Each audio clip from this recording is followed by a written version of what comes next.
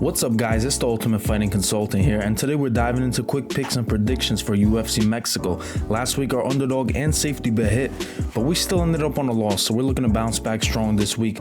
No time to waste, let's jump right into it.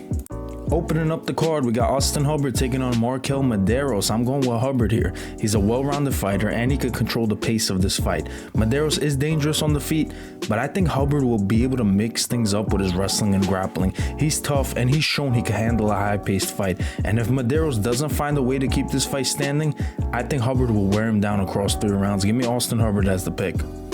Next up, we got Jamall Emmers taking on Gabriel Miranda, and Emmers should be the better fighter wherever this goes. The striking isn't even close, and he's going to be the better wrestler.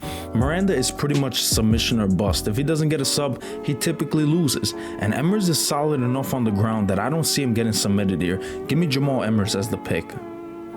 Next up, we got Rafa Garcia taking on Vinc Pichel. The odds are a bit wide, but this is a fight Garcia should win. He's the younger, faster fighter, and he's got his grappling as a safety. And then plus, Pichel is 42 and fighting at elevation in Mexico, which could be a problem for his gas tank. So give me Rafa Garcia as the pick here. Next up, we got Loopy Godinez taking on Julia Polastri, and I like Loopy here. She's got decent boxing, she marches forward, but she doesn't throw enough volume at times.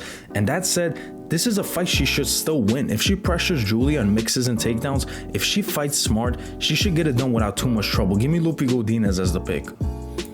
Next up, we got C-Rod taking on Costa. I'm rolling with C-Rod here. He should be the better overall fighter. I wouldn't call Costa submission or bust, but in this matchup, if he doesn't get the sub, I think he probably loses. Rodriguez should be able to piece him up on the feet and hold his own in the grappling exchanges. Give me C-Rod as the pick. Next up, we got Jose Medina taking on Ateba Gautier. Gautier is making his UFC debut, and the guy's a knockout machine. But his price tag is a little too steep for me. Medina is tough and durable, so I don't love the value here. But I'm still going to pick Gautier. Give me Gautier as the pick. And for a featured prelim, we've got Edgar Chairez taking on CJ Vergara. I don't see how you could pick CJ here. Edgar should have a clear edge on the feet. And we just saw him go toe-to-toe in a razor-close fight with Josh Van. He's the cleaner striker.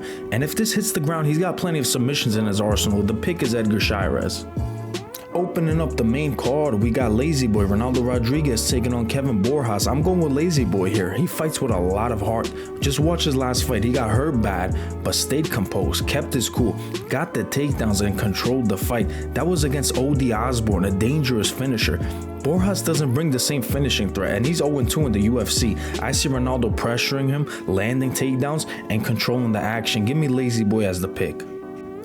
Next up, we got David Martinez taking on Saimon Oliveira, and I'm going with Martinez here. He's got a solid all-around game with good striking and grappling. Oliveira does have some dangerous submissions, but he can be a bit wild at times, and Martinez should be able to avoid those big submission threats and use his striking to set up his own takedowns. If it hits the mat, he's no slouch, and I'd say he's more well-rounded overall. Give me David Martinez as the pick. Next up, we got Raul Rosas Jr. taking on Vince Morales, and I'm going with Rosas here. The kid's got insane grappling for his age, and he's all about that pressure. He's been controlling guys on the ground, and while Morales is solid on the feet, I think he'll have a tough time with the pace and grappling. Rosas will probably look to get this to the ground early and just wear Morales out. Give me Raul Rosas Jr. as the pick. Next up, we got Kelvin taking on Joe Pyfer, and I don't think this is going to play out like the Pyfer versus Hermanson situation. Simply put, Gastelum just doesn't seem to take things seriously sometimes, and against a guy like Pyfer, who's hungry to prove himself, I like Pyfer here. Gastelum's got a solid chin, so it might not be easy to finish him, but if Pyfer plays it smart, doesn't rush and gas out, takes his time, and racks up control with some takedowns, this is his fight to win. Give me Joe Pyfer as the pick.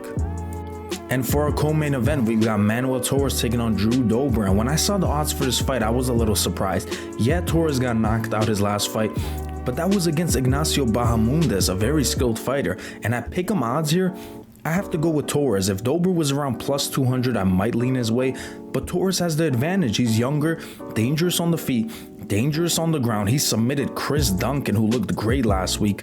He's also taken less damage throughout his career.